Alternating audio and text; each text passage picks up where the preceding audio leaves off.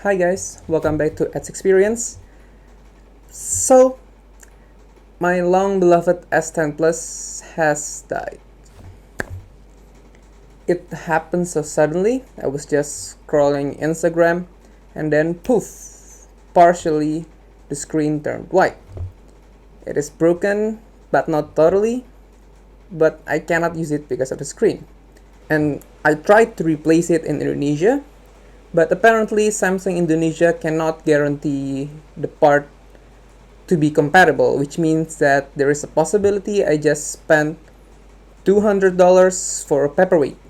So I decided to use my old phone until I found a suitable phone to buy, which leads to this topic. What are the considerations when buying a phone? So there are 4 things that I abide by: price, purpose, product, as well as the OS, the operating system. And first of all, a disclaimer, this is just a guide. This is not me ranking phones, not me recommending phones at any price. This is something to look for when you're searching for a new phone. So let's begin with the first one, price. If you're looking for all the bells and whistles, definitely flagship. It starts around $1,000, which makes it expensive, not pretty expensive, it is expensive for phones, but you get all the bells and whistles. You get the great design, great camera, great performance, great battery life, etc., which means that you don't have to compromise a lot, but it is $1,000. So there is also the second criteria, which is the flagship killer. I think flagship killer starts around $700, which comparable with the flagship, but definitely has downsides. And again, this is cheaper than the flagship, so knowing your price range means you should know there are consequences. There are some things that is being cut off compared to the flagship, but most of the things there can be compared to the flagship. It is around $700, as I said.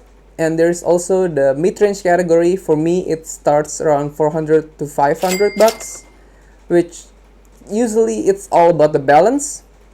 If it has a great camera, then it means that it has a mediocre performance. If it has a great performance, then it has a mediocre camera. So it's all about the balance. And that is the mid-range phone for me. And there is also the cheaper phones, the budget phones. It is, well, it's under 400 and 300, I guess. It's just when you only need the phone as a communicating device. You don't need it to be high performance. You don't need to take many photos. Basically just all the basic features that is the budget phones. So you have the flagship, you have the flagship killers, you have the mid-range, and you have the budget phones. These are the 4 price ranges that I think you should think about. And the second one, I think this is a toss-up between the first one. The second one is about the purpose. What are you using the phone for?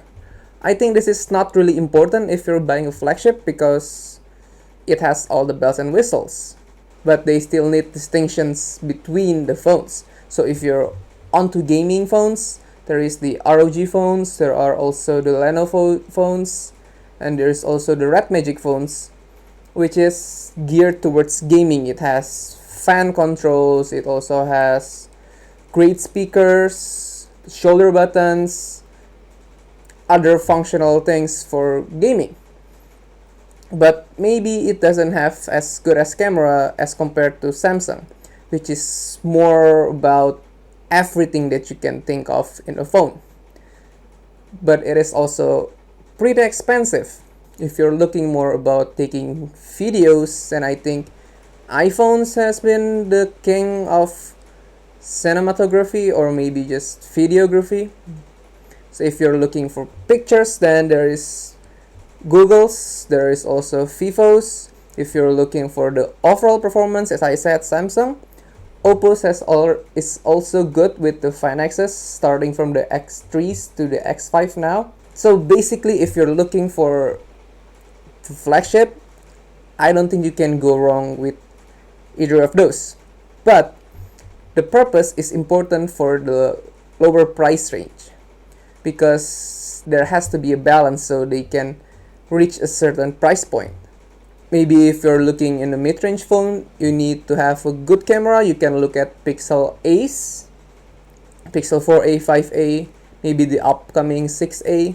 It has great cameras, but the performance is not as good as, let's say, Poco F3 that is using, if I'm not mistaken, is the Snapdragon 870 or the MediaTek, which is a great performer, but the cameras not so good. So there's an alternative, which is the flagship killers, about $700. It basically has the performance and the camera, but it lacks several features like maybe wireless charger, a great design, etc. And if you're only looking for budget phones, I don't think this is an important part for you, because you only need it as a means of communications. So the third things, I think this is a pretty important one. Be a fan of the product. I have seen a lot of YouTubers say about be a fan of the product, not the company. Why? Because if you're a fan of a company and they put on like maybe not so good products, you are bound to buy this product because you are the fan of the company, which is not good. Because if you're not bound to a company, you can see that other manufacturers have better products for the money, which is why I always said to anyone asking, be a fan of the products, not the company. And also, do not buy the promises for the future, because God knows what the future is. Maybe they're promises for a feature, but then they did not give the promised features. Just buy the product as it is. And the fourth one, I think this is the least important, because I believe you already have the preferences, is the OS or the operating system. Mainly there are two major ones. There are two major software, which is the Android and the iOS. There are also Harmony OS from Huawei and also Lineage OS and Linuxes from other companies, but Android and iOS are the two main player here. Why I said is the least important, because I believe we already have preferences, because this is mostly about ecosystem, where ecosystem is not only about OS but also manufacturer. But I believe if you're into iOS, you already have devices that compatible best with other Apple products. And if you're using Samsung, there is already an ecosystem made for Samsung. But I suggest if you are not bound by the OS, it is best to peek over a little and see if there is a better product that suits your need better than the OS that you have. Again, this is just a guide. I am not recommending any phones. I am not ranking any phones, which one is better, which one is worse. It's just a guide about what are the distinctions, what are the considerations when you're about to make a purchase. But I believe this is not strictly for phones, which means that it can be applied for laptops and computers, but I believe that it's better if I discuss it in another video. So, I think that's all I can say for now. Like and dislike as you like it. See you on the next video.